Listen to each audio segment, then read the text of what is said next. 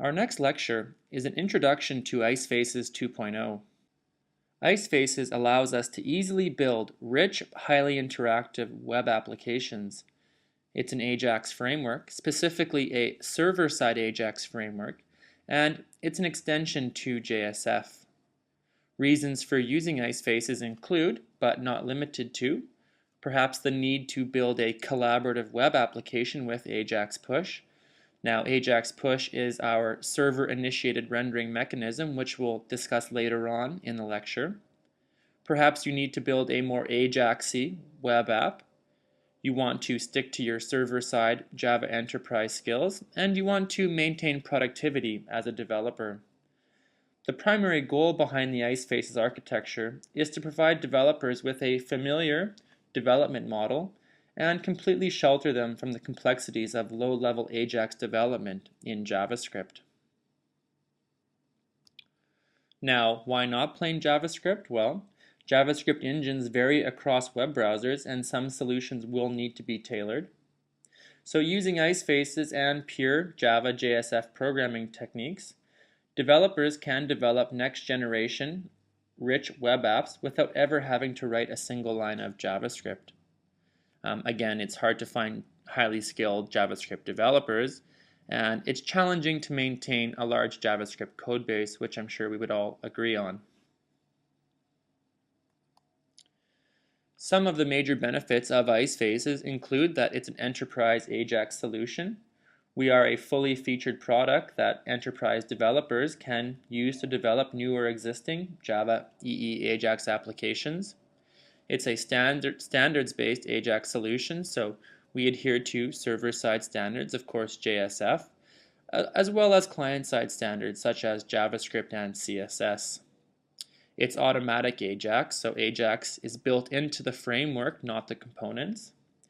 We are compatible with SSL. We prevent cross-site scripting and malicious code injections, along with unauthorized data mining. So as a server-side solution, IceFaces does not expose application logic or user data, so it's secure Ajax. And we also have a very large component library.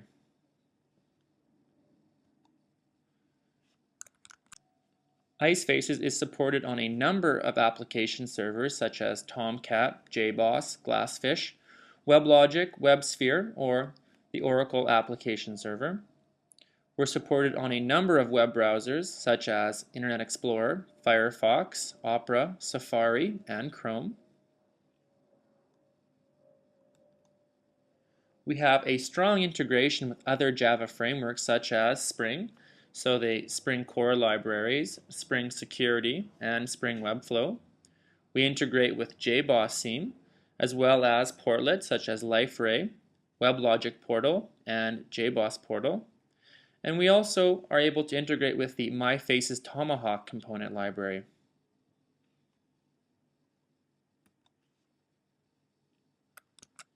We have a strong tools integration with popular Java IDEs such as Eclipse, MyEclipse, and NetBeans, just to name a few.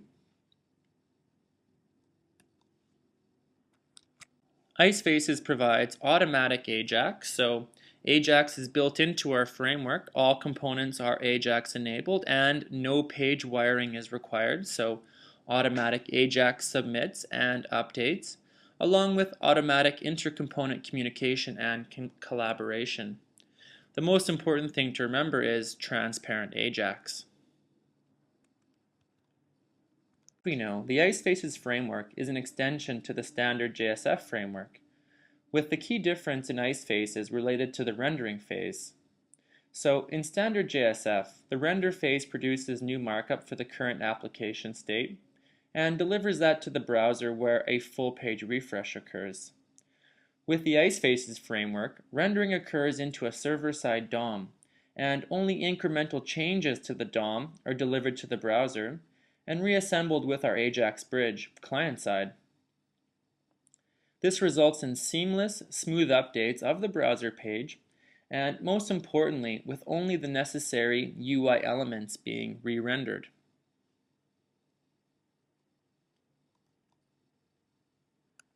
Ajax Push with ICEpush is asynchronous application-driven browser updates, basically server-initiated rendering. And there is no longer the constraint of the don't speak until spoken to mode of traditional web development. AjaxPush is integral to IceFaces and not an afterthought. All of our components are Ajax push ready. It's a true server-side data push, which allows for the creation of collaborative web apps and will enable next-generation Web 2.0 collaboration such as advanced forums, chats, and auctions. And it provides real-time updates.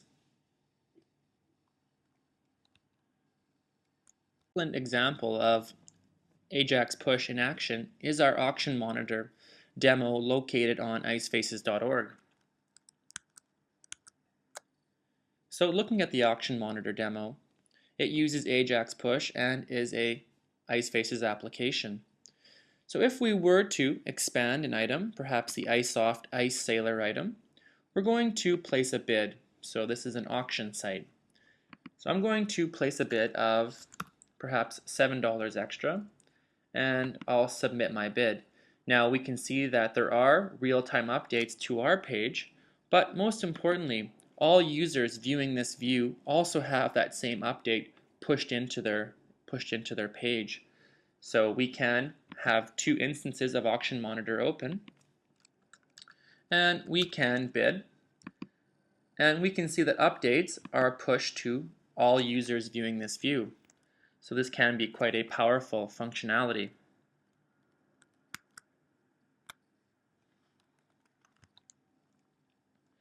JSF is component-centric, meaning views are assembled from user interface components. As we saw in our introduction to JSF, it's an official Java EE standard. IceFaces is based upon JSF, which means IceFaces applications are essentially JSF applications. The JSF specification defines a number of extension points. IceFaces implements its rich UI and Ajax functionality as a set of JSF extensions. So we are primarily a JSF render kit extension and also a component library. JSF has a pluggable render kit architecture, which allows for new innovations in the presentation layer, such as IceFaces. Diagram of the standard J2EE architecture. We have the three separate tiers, Web, Business, and EIS. So in our Web tier, we have our web components such as servlets and JSF pages. In our Business tier, we have our Enterprise Java Beans, web services, and so on. And all of this is contained within a J2EE application server. Finally, we have our Enterprise Information tier, where our data is stored and persisted. Now, this architecture follows the standard request-response cycle and is going to deliver updates with a full page refresh, essentially following the standard request-response lifecycle of any regular web application. Now we have the IceFaces framework sitting inside of the J2EE architecture. We still have the same three tiers, but the web tier now has IceFaces extending JSF. Again, the key difference when comparing standard JSF to IceFaces is in the rendering phase. In standard JSF, the render phase will produce new markup for the current app state and is going to deliver that to the browser, and a full page refresh is going to occur. With the IceFaces framework, rendering occurs into a server-side DOM, and that means that only incremental changes to the DOM are delivered to the browser. These changes are then going to be reassembled by our Ajax bridge, and this is going to result in seamless, smooth updates of our browser page with only fine-grained updates being added.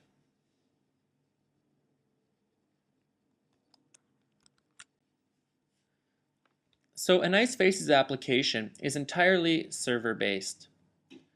How the page is constructed on the server? Well, when the page is first requested, all of the presentation is sent to the client, including a JavaScript bridge, our Ajax bridge.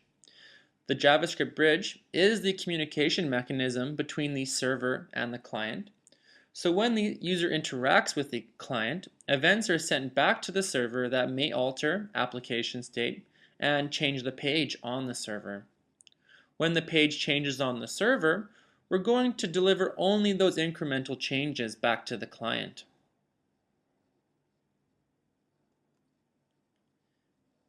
In a nutshell, this is what we call direct-to-DOM, or D2D for short. All client-server communication consists of presentation state updates and events. This is a very thin client approach, so there's no application logic on the client and no business logic on the client. We also have a very small JavaScript footprint on the client, our browser. And there's no need to care about the client-server communication channel. Our bridge takes care of that. So we can write applications as if they were traditional desktop applications. Most importantly, developers should not have to worry about the plumbing and instead can focus on application logic, which I hope is what you know best. Direct-to-DOM rendering gives us the dynamic presentation model, as we no longer have to design our pages around the full page refresh model. Instead, we can consider fine-grained manipulation of the page in order to achieve a required level of richness. So direct-to-DOM is the ability to render a JSF component tree directly into a W3C standard DOM data structure. IceFaces provides a D2D render kit for the standard HTML basic components available in JSF. And as we learned previously, the basic JSF components render themselves by generating plain HTML text. Now, IceFaces JSF components do not render through HTML text, but through DOM updates. In IceFaces, the JSF component tree renders directly to the server-side DOM. So the component tree is just a collection of JSF components, and IceFaces components will render directly to the DOM. So here is an example of us perhaps creating a panel group component. We first create a div element and continue on. So things to remember about D2D is that it happens mostly under the cover. Its purpose is to enable the Ajax bridge to do DOM diffing between the server and the client. We'll need to know about D2D if we were to create our own IceFaces components or renderers, which again we advise against due to the complexity and would recommend that you instead create a a facelets composite component. And we're also going to know about D2D if we use non-IceFaces third-party components on an IceFaces page. The Ajax bridge is lightweight and is used to deliver presentation changes to the client browser and to communicate user interaction events back to the server resident JSF application. It allows for application level Ajax and also restricts Ajax to incremental presentation updates and user event capture and transmission. It enables thin client scalability. It will handle browser idiosyncrasies, and most importantly, eliminates the need for JavaScript development in terms of implementing Ajax in your application.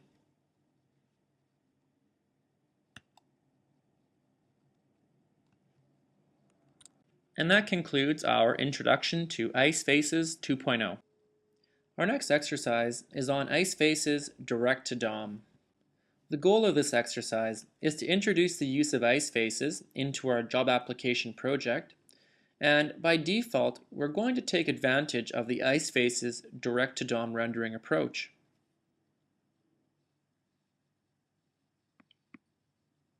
In order to compare IceFaces to JSF, we're first going to observe stock JSF rendering. We're going to run our project and go to Job Applicant. And in order to observe the browser's response, we're going to need to use either Firebug Console or IE Developer Tools. And then in our application page, without interacting with the form, we're going to press the Clear button. In our JSF 2.0 Ajax exercise, we added an Ajax tag to our clear command button, so that when we click clear, we were only going to re-render components within the current form. So let's take a look at that now. Let's go to our IDE and let's start our server.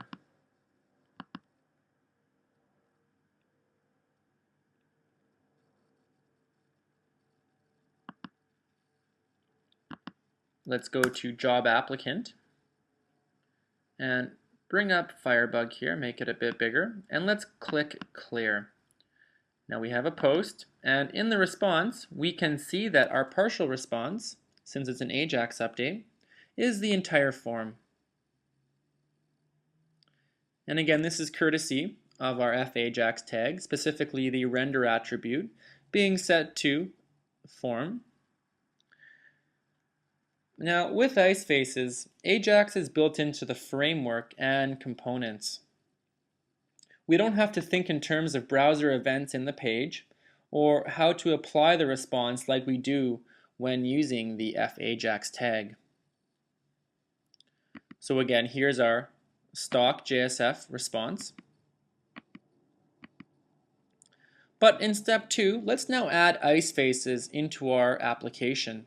And it's as simple as adding the IceFaces jar into our webinf lib folder.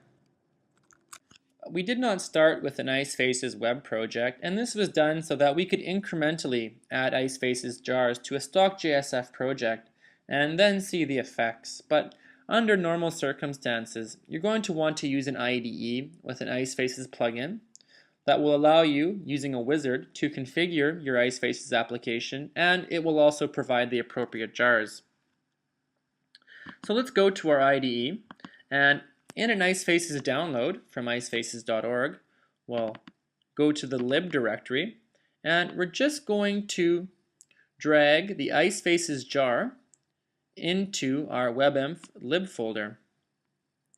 And done. We've now added IceFaces into our JSF application.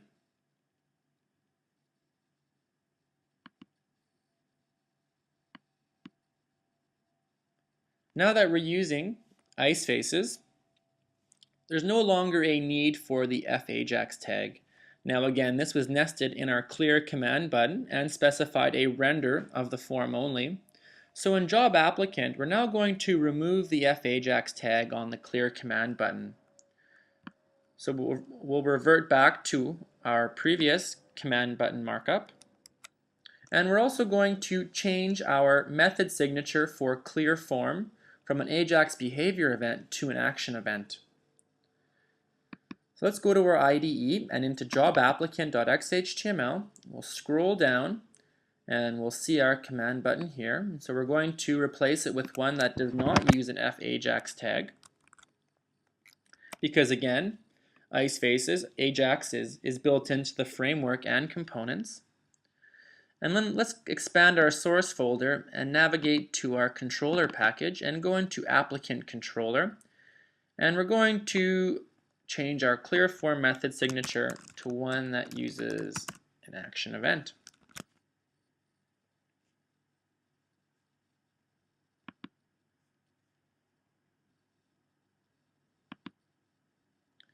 So with IceFaces added to our application, we automatically take advantage of direct-to-DOM rendering.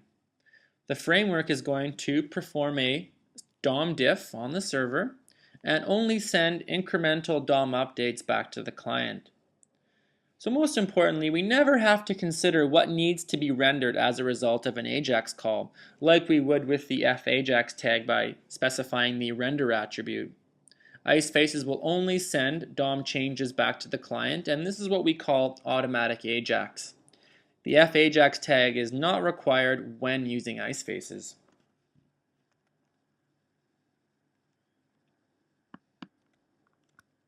So now we can observe IceFaces direct-to-DOM rendering. So we're going to restart our application. Again, we're going to use Firebug or IE Developer Tools. And we're also going to, again, press the clear button. And we can then observe the contents of the IceFaces direct-to-DOM response, which is quite a bit smaller and and smarter than the JSF stock rendering response. So let's go to our IDE, and since we've added a new jar, let's restart our application server.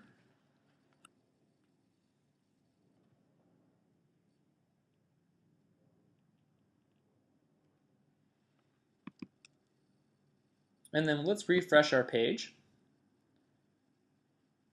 So keep in mind that all we're doing right now is hitting the clear button. We haven't interacted with the form, nor have we changed anything in the form or in the view itself. So when we click clear in JSF, well, we were automatically submitting the entire form no matter what. But with IceFaces, we only send incremental updates, or essentially what has changed on the page. But in this case, nothing has. So if we were to go to the Net tab in Firebug and then to our post and look at the response, well, the partial response is very small, just including IceFaces specific code, and essentially there is no update to the view. So again, those are the benefits of using IceFaces, and this is also the end of our exercise on our introduction to IceFaces and its direct-to-DOM rendering approach. We will now discuss the IceFaces single submit functionality. Single submit provides a fine-grained user interaction model for intelligent form processing. What does that mean? Well, single submit provides the ability to submit one component to execute in the JSF lifecycle. Now, every component in the submitted form still executes, but we're able to execute the submit on the calling component only by temporarily disabling the other component's required properties, and this then allows them to pass validation. Now, with reference to the 8 steps in our image, step 1, we tab out of our input text field, which triggers the single submit, and the single submit is triggered via the onBlur event. In step 3, the client-side Ajax bridge sends the form server-side. In step 4, we submit the form into the JSF lifecycle, and again temporarily disabling the required properties on the other components so that they pass validation.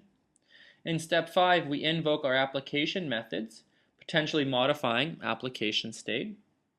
In step 6, we then render the component tree into our server-side DOM and then do our DOM diff. In step 7, we send our incremental update client-side. And then finally in step 8, our Ajax bridge reassembles the DOM and updates the client. Single submit provides a convenient way to configure JSF components to automatically trigger an Ajax submit when they are updated. And this is all without the use of the JSF F Ajax tags. IceFaces will use its DOM differencing algorithm to only transmit changed elements to the browser. So only the specified components will execute, decode, validate, update bean model state, and then trigger events. Single submit options include, well, the tag IceCore single submit nested in an H form will allow all form components to participate in single submit. Now, this attribute is only available on IceFaces advanced components, and we can specify which components will then participate in single submit. And this replaces the IceFaces 1.8 partial submit functionality. And that concludes our lecture on IceFaces single submit. Our next exercise is on IceFaces single submit. We're going to add the IceFaces single submit tag to our application. Now, due to bug 6749, the IceCore single submit tag does not enforce required equals true validation in IceFaces versions 2.0.1 and greater, so IceFaces 2.0.0 is required for this exercise. This bug will be resolved in IceFaces 2.1, which is set for a fall of 2011 release. Also, when using IceFaces 2.0.0, there is a bug with the H message renderer that affects focus and DOM updates. So the workaround is to surround our H-message tags in an H-panel group. Step 1 is to remove any previous F-Ajax tags. Now, we do not currently have any, so we can skip this step. Step 2 is to add the ICE core namespace to jobapplicant.xhtml. And this will allow us to use the single submit tag. So we'll copy that namespace and navigate to our IDE. And we're going to open up job applicant. And then here in our HTML tag, we're going to paste our ICE core namespace.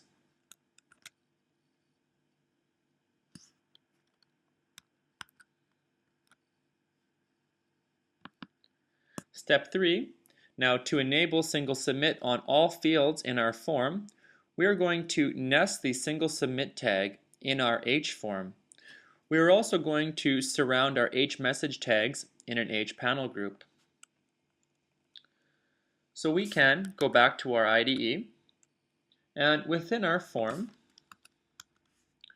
we can type in ICE core, and then the Eclipse autocomplete functionality will give us two options, and we're going to choose single submit, and we'll place a closing slash. And then for each message tag, we're going to surround it with an H panel group, which essentially renders a div tag.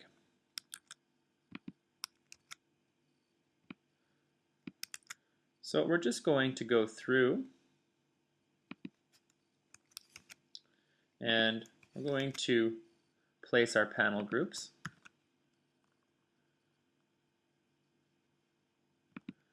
So one for email, for country,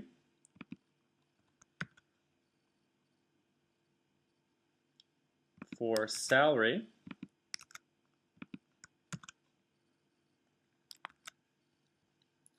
and then we also need to add one to our field set component, our composite component.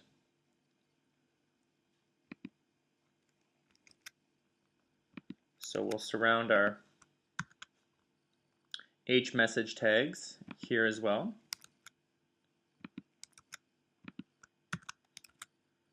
Okay, and done.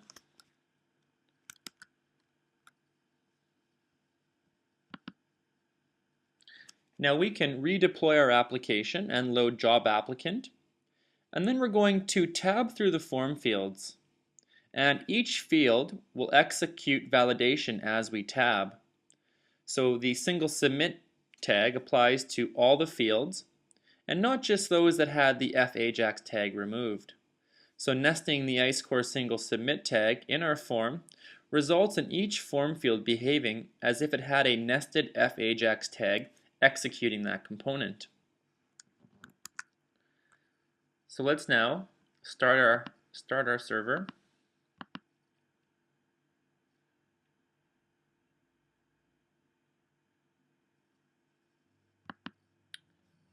Then we'll go to our URL.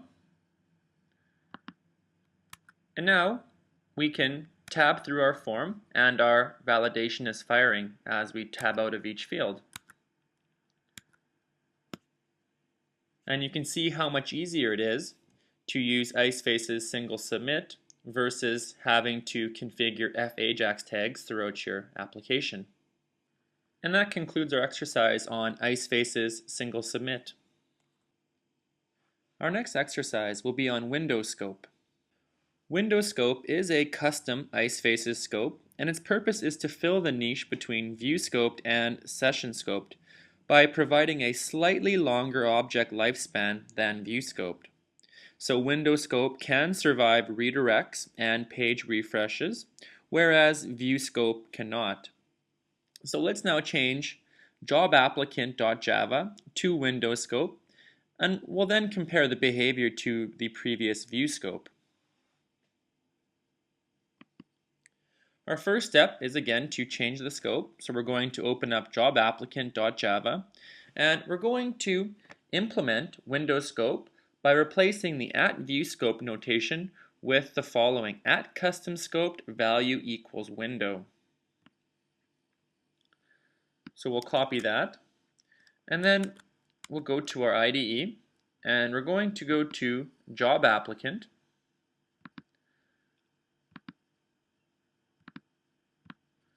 So that's here in our model package.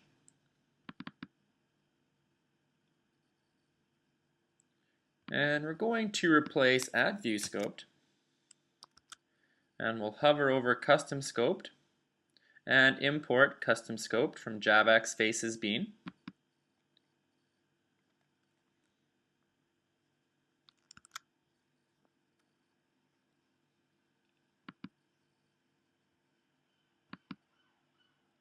Step 2 is to now republish our application, and we're going to open up the application in a web browser. We'll fill in some information on our job applicant page, and we're then going to refresh the browser, and we're going to see how the server values are maintained through the refresh.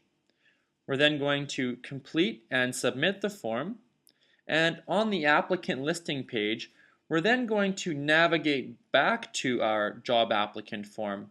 And again, we're going to see how the form fields maintain their state through the navigation.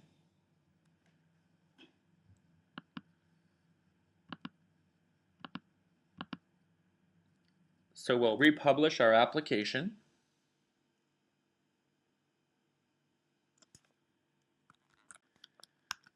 And we'll open our browser and refresh our page. And let's enter in some information. So again, just some mock values. And here at the bottom, we can see our server values. So our first name is John, last name Smith.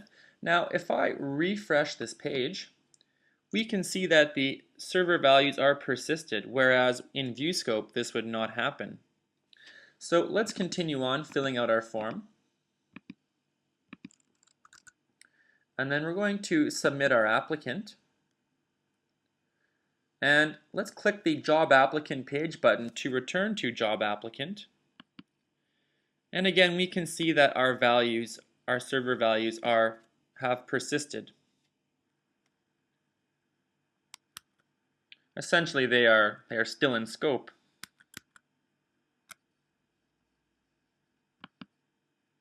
Now let's revert the change.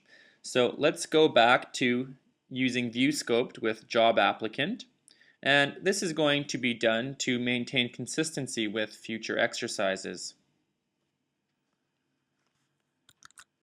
So let's go to our IDE, and we can just do a Control-Z and undo our change. So we're going to revert back to using @ViewScoped annotation.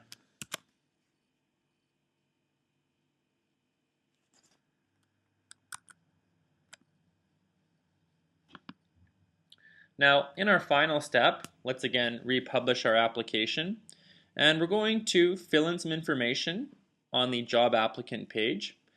And now that we're using ViewScoped, we're going to refresh the browser, but we're going to see how the server values are cleared by the refresh. Now, Firefox does have an autocomplete feature that may prevent these from clearing, but let's then complete and submit the form, and we'll navigate then to the applicants.xhtml page, and let's click on our navigate back button, and we'll come back to our form, and we're going to see how the form fields are cleared by the navigation.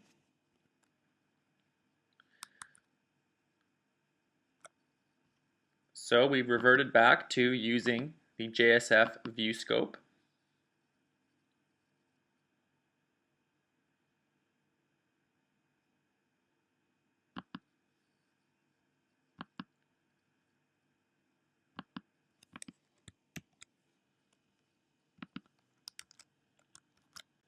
So we've refreshed our page, and now again we can enter in some information. And let's then refresh our page. So we can now see that our server values have been cleared. So the bean has been reinstantiated. Now let's complete filling out our form. And submit. And again, since we are using a view scoped bean, it does not survive refreshes and page redirects, so our server values have been again cleared. So if you require your server values to remain in scope during page refreshes and redirects, it's recommended that you use IceFaces window scope. And that concludes our exercise on IceFaces window scope. Our next lecture is on Ajax push via ICEpush. ICEpush is a framework to enable Ajax push in a variety of technologies. It provides a lightweight notification core that enables asynchronous communication. The transmission is across standard HTTP connections to any modern browser, and it breaks free of the don't speak until spoken to rule of HTTP. So we can push updates from the server to the client at any time. And this allows for collaborative real-time applications. And then the technology-specific integrations will choose what to do with the notifications. Here is an architecture diagram of ICEpush used within IceFaces and JSF. In step 1, a state change in the application will trigger an Ajax push event. Again, this state change is triggered server side. The ICEpush notification is delivered to the browser client over a dedicated ICEpush connection. In step 3, that notification at the browser is going to cause a JSF Ajax request with an empty execute phase. In step 4, the render phase captures the new state of the client and delivers the incremental page updates to the client. And of course, this is our direct-to-DOM rendering approach.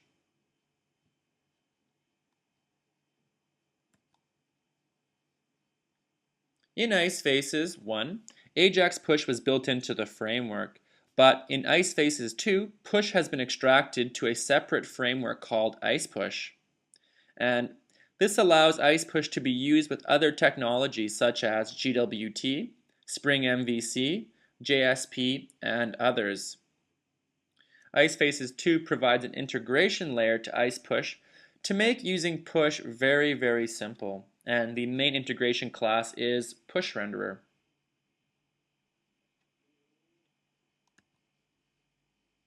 To use IcePush in IceFaces 2, we need to add the IcePush jar to our project. And then we're going to use the following two calls to pushRenderer. The first call, add current session, adds the current user session to a push group. The second request, a call to render, triggers a server-side push to be done to all clients of the specified push group. So we can see that using IcePush is extremely simple, and we're going to implement this code in our next exercise.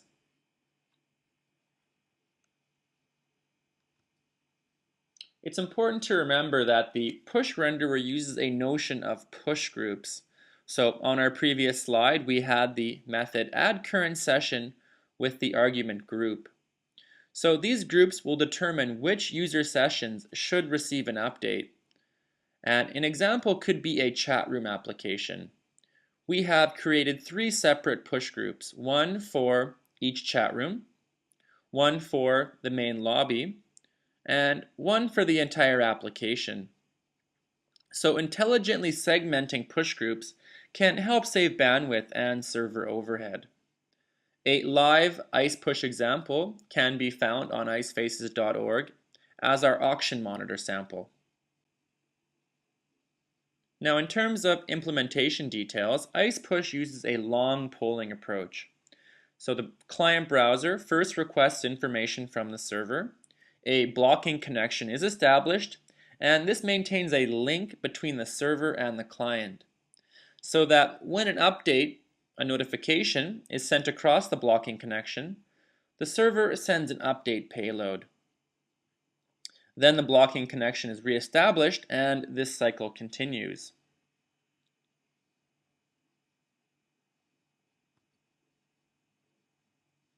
So IceFaces 2.0 uses the long polling notification mechanism to push updates from the server to a single client or multiple clients.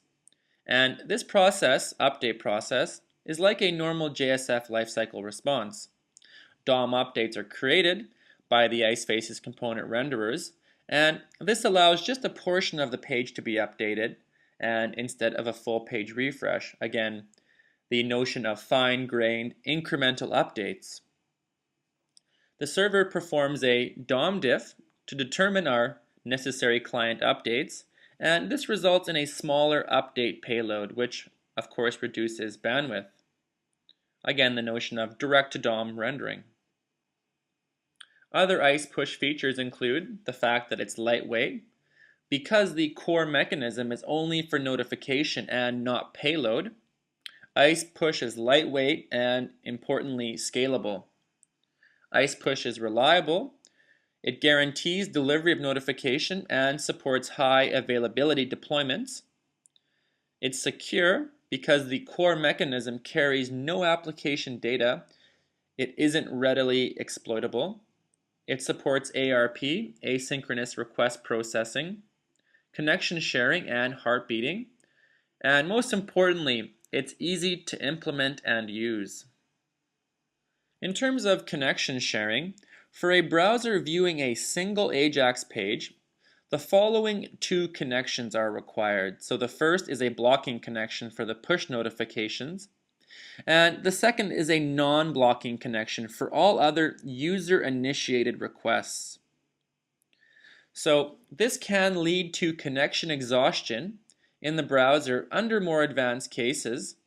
Therefore, ICEpush ensures that the browser only uses a single blocking connection for notifications. So when multiple browser windows and tabs are connected, then the blocking connection is going to be shared automatically.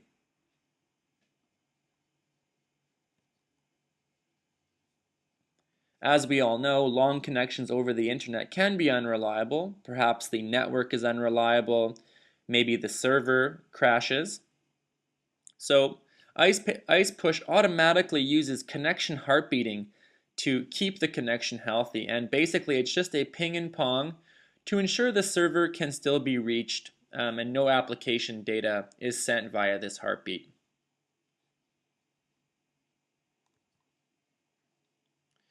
So ICEpush is powerful and it can be complex, but using push is very simple for a developer.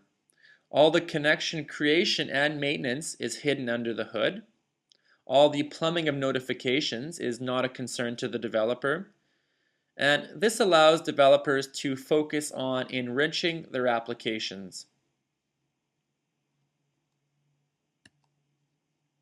Further resources for ICEpush can be found at www.icepush.org or on the IceFaces.org wiki under Push and ICEpush.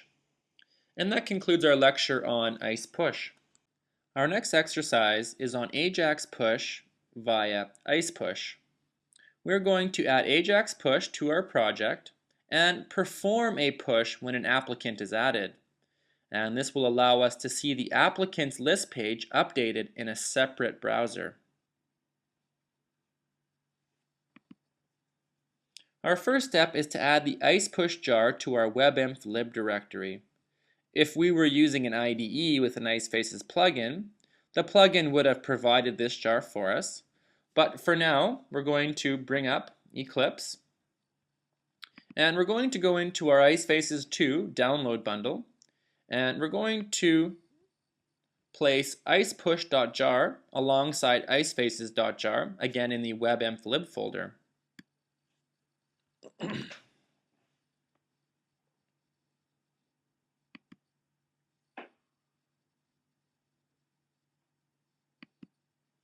Step 2 is to create a push manager class, and this will contain our push functionality.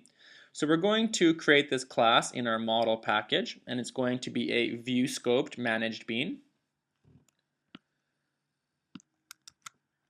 So going back to our IDE, we're going to right click on model, and we're going to select new class, and it's going to be called Push Manager.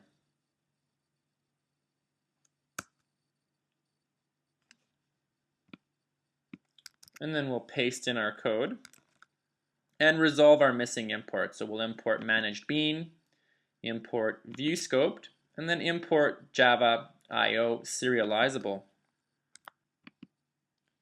In step 3, let's now add our push manager content. So we have an applicants group, and when the push manager constructor is called, we're going to add the current user session to the applicants group.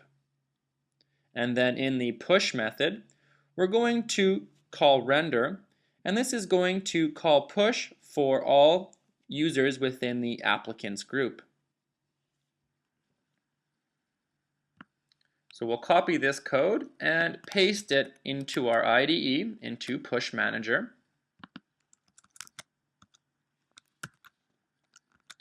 And let's resolve the missing import for push renderer, and this is from org IceFaces application.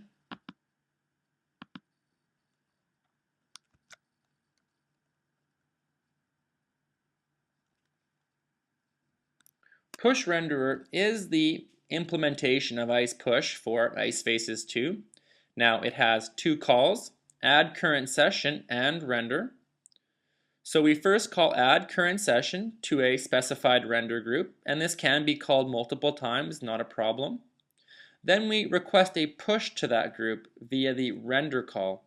So all users who have joined the specified group, in this case applicants group, will receive a push to their browser.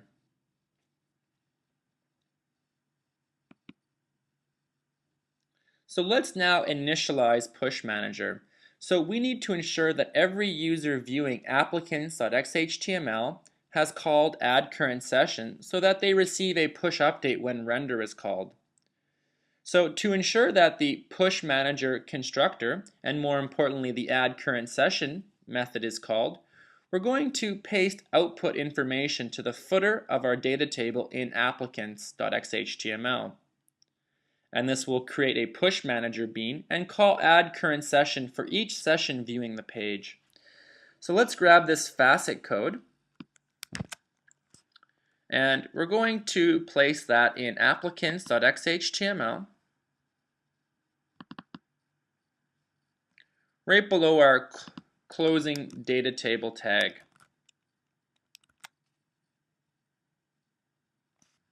Now let's perform a push. So when an applicant is added, we want to push that update out to all clients viewing the applicant's page. And users viewing that page will automatically see the new applicant without any interaction with the page. So when we add a new applicant, we're going to call push. So we're going to paste the following code between the refresh call and return statement in add applicant. So we're going to use our faces utility methods to get the push manager bean, and then we're going to call push. So let's add that to add applicant in our applicant controller. And here we go, an add applicant right between our refresh and the return is where we're going to update applicants.xhtml with the new job applicant. We're going to import our push manager from our model package. Let's run the application. We're going to deploy job application, and we're going to open up our application in two browsers. So in the first browser, we're going to navigate to our job applicant XHTML page. And in browser 2, we're going to open up applicants.xhtml. So we're going to fill in our applicant form in browser 1, and then we'll submit our applicant. And we're going to see how the list in browser number 2 is automatically updated via ICEpush. So let's go to our IDE and start our server.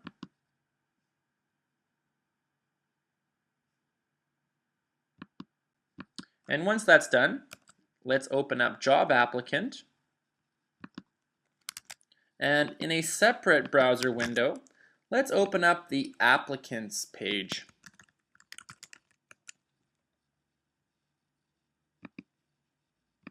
So let's fill out a job applicant.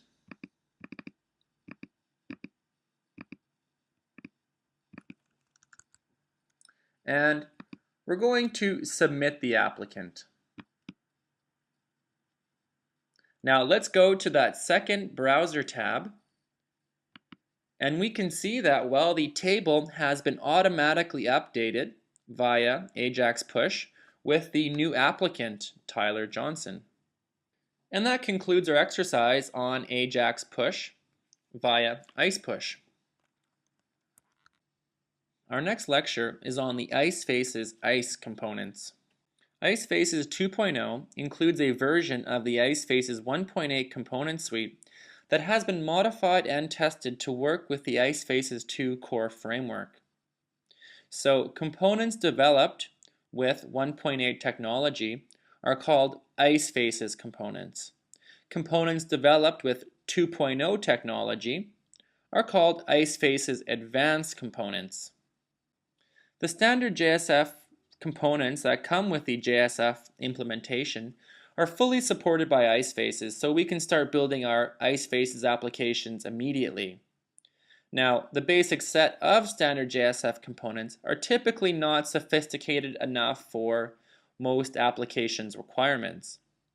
However, by including a library of compatible IceFaces 1.8 components, developers have immediate access to a large, mature, well-tested component suite.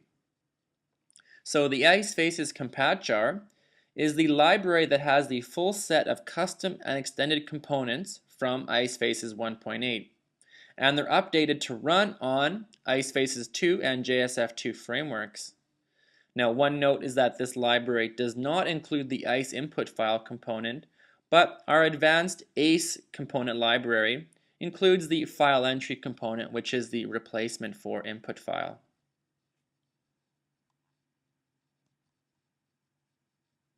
To use the IceFaces ICE components with IceFaces 2, we're going to need to add the following jars. So most notably is the IceFaces Compat, and there are various other required third-party jars. Now, if we're using an IDE with an IceFaces plugin, these jars would have been already added for us. If our application uses the IceFaces component dynamic resource API directly, or uses components that use this dynamic resource API, such as our ICE output resource, ICE data exporter, ICE HTML graphic image, or ICE input rich text, we're going to need to add the following resource servlet mappings to our WebXML. Now, all of our IceFaces ICE components are in a live demo called our component showcase on icefaces.org. So we can take a look at that. So here's our component showcase. We have our extended components, which are the standard JSF HTML components extended with IceFaces functionality. We also have our custom components, such as the autocomplete calendar, drag and drop, file upload, Google Maps, a menu bar. So for example, we could click on any of these links and see a live demonstration of the component. We have menu pop-ups, progress bars. So for example, you could click start and have a progress bar. We have a tree implementation. Various data table functionalities, such as the ability to export data, page through a data table, an expandable table, to have row selection or sortable headers. And we also have various layout panels, such as a tooltip, tab sets, split pane, collapsible panels, and many more. So that concludes our lecture on the IceFaces ICE components. Our next exercise is on the IceFaces ICE components. The goal of this exercise is to enable the use of IceFaces components in our job application project. We're then going to use IceFaces components in our application. Now, let's run our application, and run job applicant in the browser, fill out our form, and then we're going to submit our new applicant and observe the H data table in applicants.xhtml. We're then going to change this to be an ICE data table. So I have my server started, and let's go to job applicant and fill out an applicant here with our mock data, and then we'll submit our applicant. Now, the current data table is very basic. There's no styling and no functionality. Now, with the ICE data table, we're going to greatly improve the look and feel of the table, along with adding additional functionalities to it. So now, in order to use the IceFaces ICE components with IceFaces 2, we're going to need to add the following jars. And we're going to again add these to our webinf lib directory from our IceFaces 2 download bundle. So let's bring up our IDE and we'll expand our webinf lib directory. And we're going to first copy the IceFaces compat jar.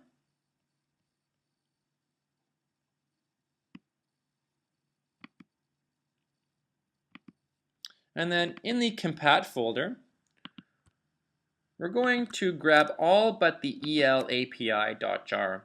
So with Tomcat, this jar is not required. And I'm just going to drag all of these into our webinf lib directory. Now again, if our application uses the IceFaces Components Dynamic Resource API, we're going to need to add the resource servlet and resource servlet mappings to our WebXML file. So let's copy these now to WebXML. And WebXML is here in webinf. And then we'll click on our source. And we'll just add these here below our faces servlet mapping. And we're missing a dash here, so servlet dash class and the closing tag servlet dash class. Step 4, let's add the ICE namespace to applicants.xhtml, and we're also going to do the same to template.xhtml. So in order to use the ICE components, we're going to need the namespace. So we'll copy this and we'll paste this into our HTML tag in applicants.xhtml, so below our F namespace. And we'll do the same for template, which is under the webinf templates folder.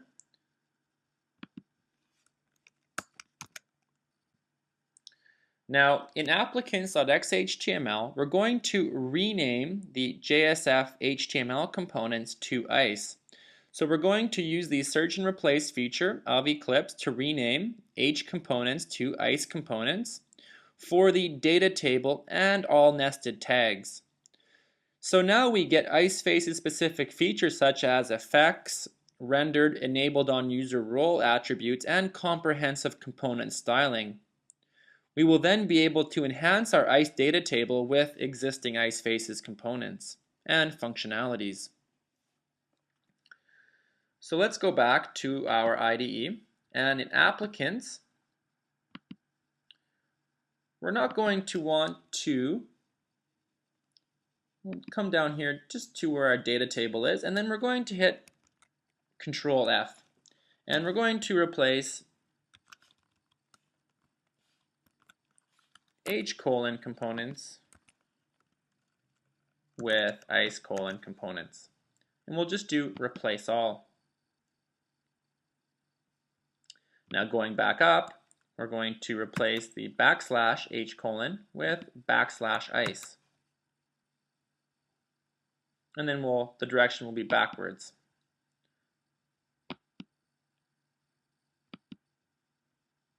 Now we have changed some tags that we do not want to change, and that's because the search and replace feature isn't always as accurate as we'd like it to be.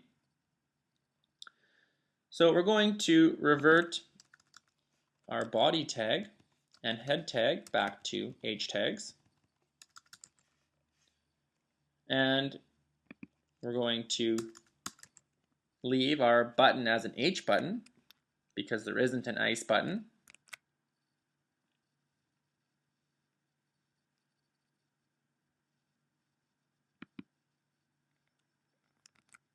Okay.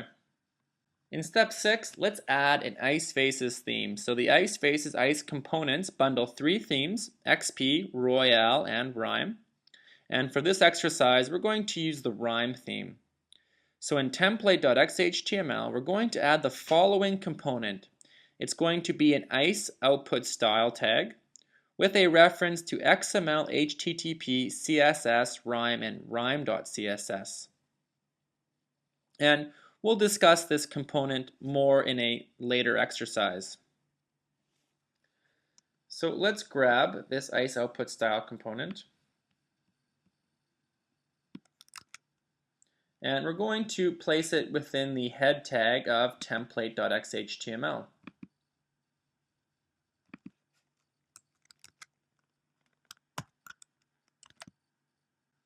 So let's republish our application, and we're going to navigate to Job Applicant. We'll submit a new applicant, and we're going to check out the new rhyme styles applied to ICE data table. And so now that we're using an ICE data table, we can enhance the data table with components such as the ICE data paginator, the row selector, data exporter, header row, column group, or command sort header.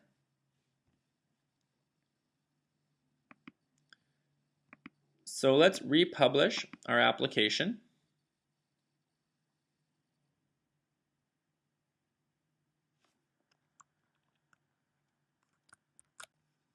And let's bring up Job Applicant. Again, we'll just enter in some mock data.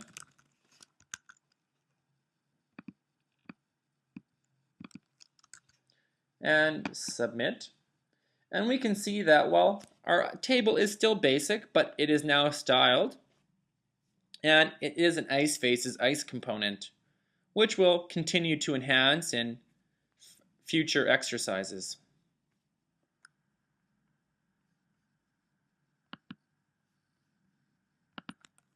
And looking in applicants.xhtml, within the data table, we're using ICE columns and ICE output text. So we've replaced all of our existing standard JSF HTML components with ICE components.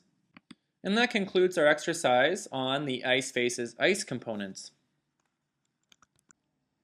We will now discuss the IceFaces advanced components.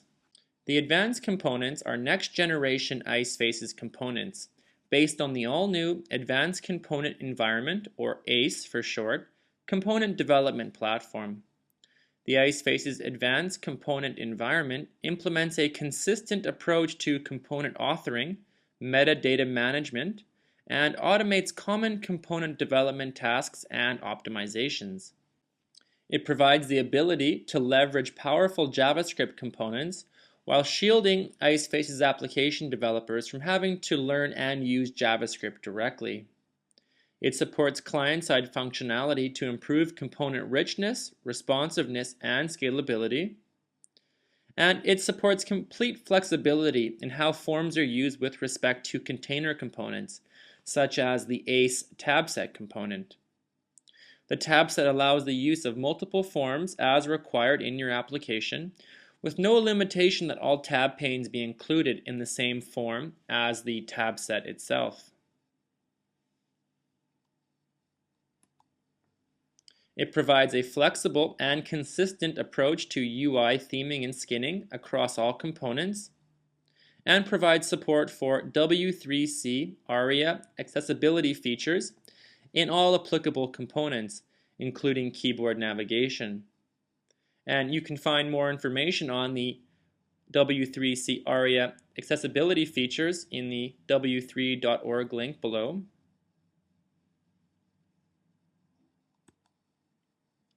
The current set of ACE advanced components include the animation, checkbox button, date time entry, file entry, link button, push button, slider entry, and tab set components.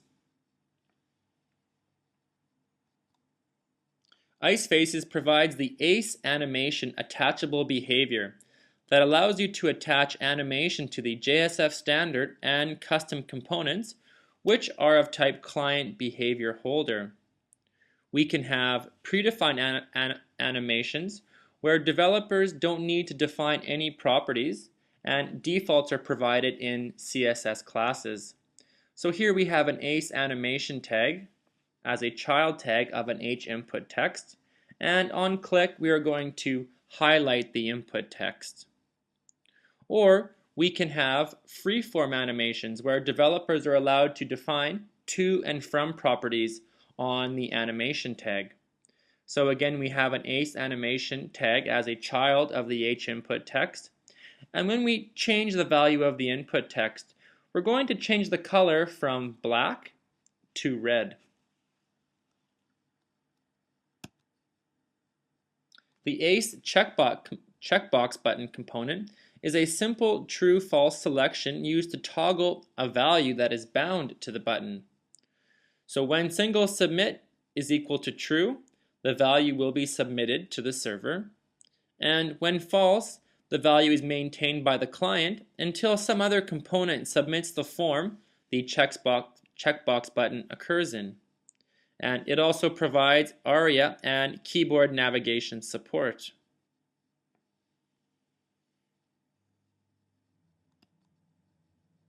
The ACE date time entry component allows you to enter a date and optionally a time.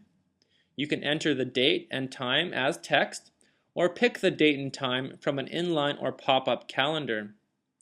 When entering as text, the format is as specified in the pattern attribute of the fConvertDateTime tag, and we're going to implement this component in our next exercise.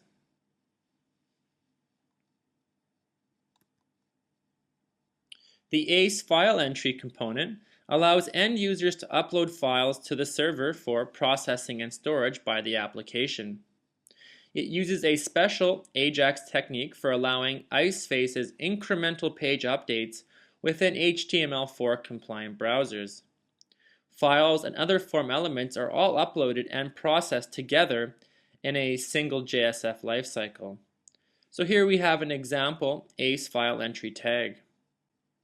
The ACE link button component acts as an HTML anchor, a source for Ajax action events, or a hybrid of both. Occasionally, it's convenient to have an anchor tag that posts an event to the server, but which you can also right-click on and open a new tab. And this functionality is not currently present in the JSF form of the command link, and also provides ARIA and keyboard navigation support. The push button component allows for submission of a form in its entirety, or also the submission of itself only. This component supports an action attribute as well as an action listener attribute similar to an H command button. It also provides ARIA and keyboard navigation support. The ACE slider entry component is a slider that allows the user to adjust values in a finite range along a horizontal or vertical axis. It can be used as a visual replacement for an input box that takes a number as input, and the keyboard shortcuts supported include left arrow and down arrow to decrease the value of the slider, right arrow and up arrow increases the value of the slider, home key, which moves to the minimum value of the slider, and end key, which moves the value to the maximum value of the slider. Finally, we have the ACE tab set component, which is a container for its tab pane children, where the contents of only one tab pane may be visible at a given time. The tab set may operate in a server-side mode where only the current tab pane's content exists in the browser, or optionally in client-side mode where every tab pane's contents exist in the browser and no server round trip is necessary to change the current tab pane. The tab set may also be configured so that it need not itself be within a form, and that each tab pane may contain its own form. And that concludes our lecture on the IceFaces Advanced ACE components. Our next exercise is on the IceFaces Advanced components. The goal of this exercise is to enable the use of IceFaces Advanced components in our job application project. We are also going to add an IceFaces Advanced component to our project. Our first step is to add the IceFaces ACE jar to our webinf lib directory in order to use the IceFaces Advanced components with IceFaces 2. If we had an IDE with an IceFaces plugin, the plugin would have provided the appropriate jars. But in our case, we're going to bring up our IDE and also the IceFaces 2 download bundle lib directory, and we're going to place the IceFaces ACE jar. We're going to drag that into our webinf lib directory with our other IceFaces jars. Step 2 is to add the IceFaces ACE namespace to jobapplicant.xhtml into the HTML tag. So in order to use the ACE components on our page, we're going to have to add the namespace. So we'll copy this, and we're then going to go to job applicant, and below ICE core, we're going to add our ACE namespace. Now we're going to add a date time entry component to job applicant. Now this component renders an inline or pop-up date selector. It has an option for time. We can change the month and year using navigation arrows, and it provides support for internationalization.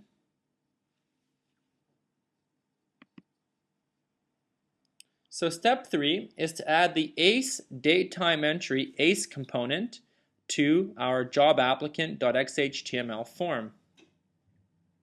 So we're going to add this markup after our last name field. Here we have our output label, and then we have our ACE date time entry component. It is required. We're going to render it as a pop-up. We're going to render an input field, and it's value bound to a property date of birth on job applicant. We also have an fconvert date time tag that's going to format the date as a 2-digit month, 2-digit day, 4-digit year. Again, that's specified by the pattern attribute. And then after our date time entry component, we have our hMessage tag. So let's grab this markup, and we're going to add it after our last name form field. So here we're in job applicant, and we're just going to scroll down, and we'll find last name, and then right after that we'll add our output label and message tag for the date time entry ACE component, the IceFaces Advanced component.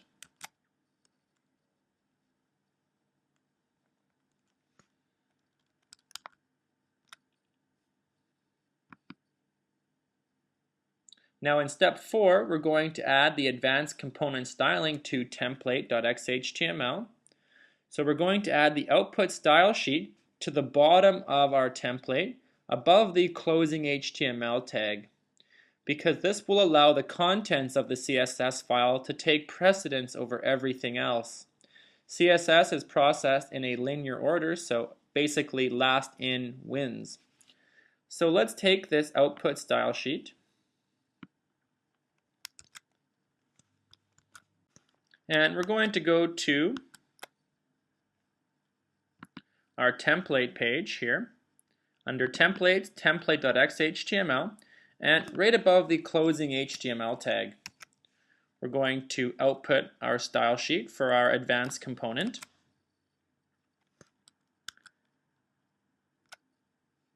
And we're also going to add a class attribute to our hBody tag in that same file.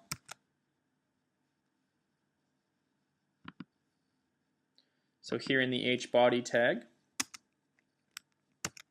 we'll add our style class attribute. Now in step 5, we're going to add a date of birth field to job applicant. We'll generate the getters and setters, and we'll also add a statement to our clear method. So we're going to null out date of birth. So let's grab our new job applicant field, and let's go to our model package into job applicant, and we'll add date of birth. Now date is of type Java util date, and then we'll hover over to create the getters and setters. And then finally, in our clear method, we'll set date of birth to null. Now in step 6, we've added a new date of birth field to a job applicant. So in our data table, let's now add a column for date of birth. Now we have an ICE output text, and within that we have our F convert date time. So we're going to format the output based on the pattern, which is again a 2-digit month, 2-digit day, and 4-digit year. So let's add our new ICE column to our data table in applicants.xhtml.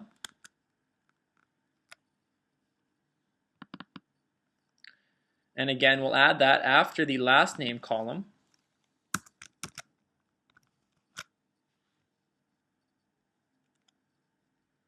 And now let's run our application and go to job applicant, fill out our form, and we're going to click on the calendar icon and select a date. So we're going to see that the converter is invoked and the date is formatted correctly thanks to our direct to DOM rendering mechanism. And the component will also participate in single submit. We'll then submit our form and observe the date of birth column in our ICE data table. Alright, so let's go to our IDE and we'll restart our server to republish our application.